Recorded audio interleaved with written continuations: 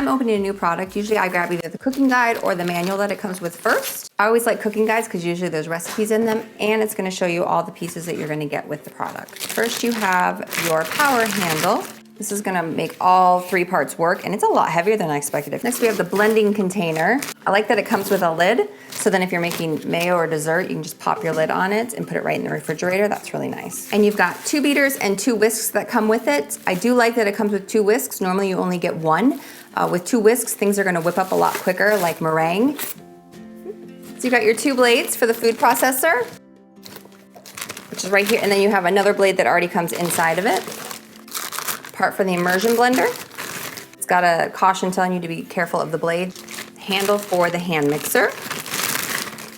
Smaller than I expected. I don't know what I was thinking, but I thought it was gonna be bigger than this. And then last we have our battery stuff. Your charger, and it comes with 2 batteries, which I really like. And then I like to just throw everything back in the box. All my bags. You never know when you might need it. Say you need it to move, you can put it all right back in its original box, and it'll stay nice and safe. Once you have your Flex Plus unboxed, you're gonna wanna go ahead and get your batteries charging. They don't come fully charged, and they're gonna take about 2 hours to charge. You're just gonna clip it right into your charger.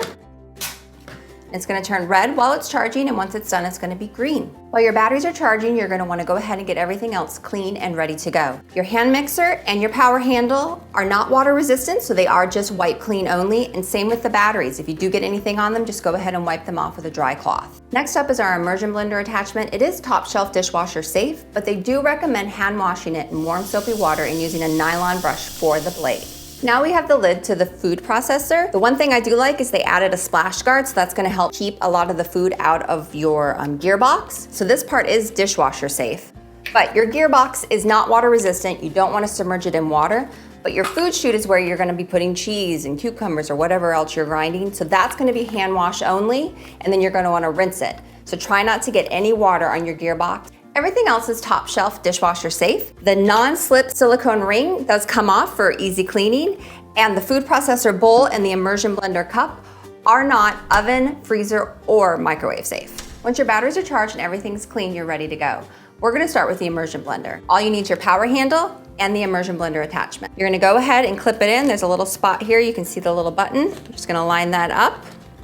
It clips right into place. You're gonna hear it. Once you have that attached, you're gonna clip in your battery. And again, it's gonna click right into place. On the front, you'll see we have 2 different sets of lights.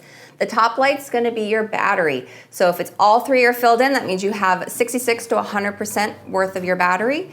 If you got 2 lights, that means you're gonna have about 33 to 66%. And if you have only 1, that means you have less than 33%. You might wanna charge that battery. And the bottom line is gonna be your speed, and it goes from 1 to 5. Once everything's put together, as you can see, if I push the power button, nothing happens. That's because there's a safety lock button back here. You have to give that a push, then it'll come on and you can start blending. If you hit the safety lock button and you don't turn it on, you get 5 seconds before it's gonna shut off. Then you just have to press that button again and you can start blending. You do have to hold the button, or if you want to pulse, you just push intermittently. But if you stop in the middle and you wait longer than 5 seconds to push it again, you're gonna have to re-push that safety lock button. It does have 5 speeds. You use the plus to increase your speed and the minus to decrease your speed. If you are doing sauces in a saucepan, make sure you remove your saucepan from the heat before you start mixing. Now once you're all done, you're gonna wanna remove your battery first, then take off your power handle, and you can go ahead and wash your attachment. Next is our hand mixer. For this one, the power handle is only gonna attach one direction. You're just gonna wanna look for the notch and line it up, and it's gonna clip right into place. And you can also tell that your battery is pointed down, which means that's the direction it needs to go. Then you're gonna choose whether you wanna use your whisks or your beaters. One thing to note is with the beaters, you have one that has a collar on it. So if you look at the bottom, there's a little picture, and that's the spot that that beater needs to go into, and the other one's going to go on the other side. With the whisks, they can go on either side.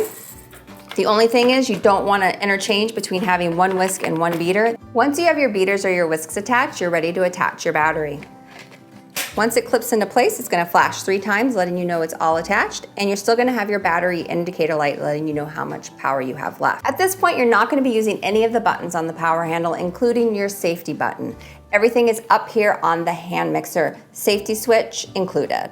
So for the hand mixer controls, the safety switch is right here. You can use your other hand to push it in and slide it up to get going.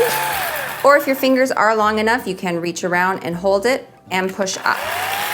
While it's going, you won't have to do anything with your safety switch, but if you do turn it off, say to add something, you will have to push it again to get it going again.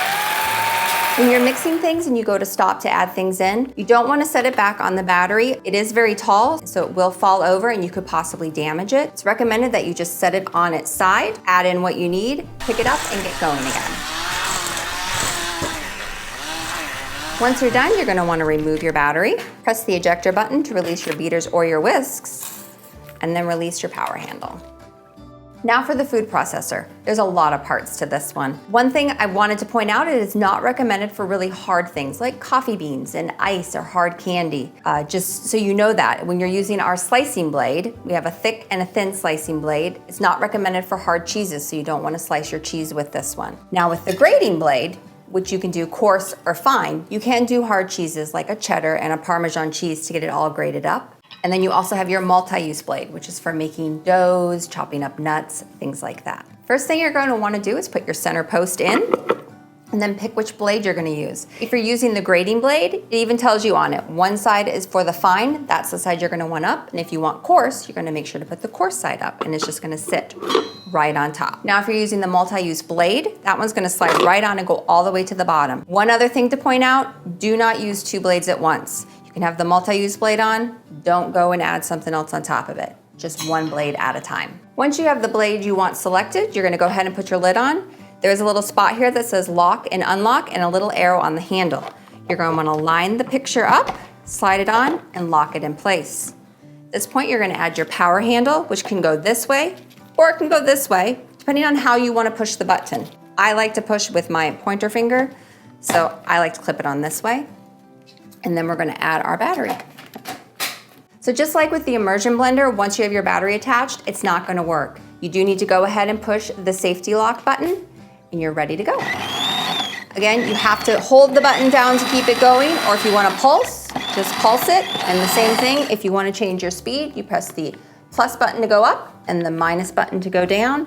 And if you don't press anything for 5 seconds, it will shut off and you'll have to go ahead and push your safety lock button again. While you're adding your food, one thing to note is the food chute is 3 inches by 1.5 inches. So if you are cutting bigger things like cucumber or a big block of cheese, you're gonna have to cut it down just so it fits in. Always make sure you're using your food pusher and use light pressure. You don't want to push really hard in, so let gravity and the food processor do the work for you. Once you get your battery on, you are going to want to move it up to a 5. I did try it at a 1 with the zucchini and it just wasn't strong enough. Remember, if it's having a hard time processing the food, you may need to increase your speed or decrease the amount of pressure you're putting on it. And if that doesn't work, you may need to reduce the amount of food that you're trying to process. Once your blade has stopped moving and you're all done, you're gonna wanna go ahead and remove your battery first, then your power handle. Now, if you're using the grating blade or the slicing blade, they will just lift right off. But with the multi-use, the post is gonna come with it. So you just have to give a little twist and it releases. Be careful, those blades are really sharp. And one other thing to point out is you don't want to put hot or boiling liquids in here as well. So these are just some of the highlights on the Flex Plus. I do still recommend looking over your use and care guide. I can't go over everything, otherwise this would be a really long, boring video. But I really hope you found it helpful, and I will talk to you guys next time. Bye.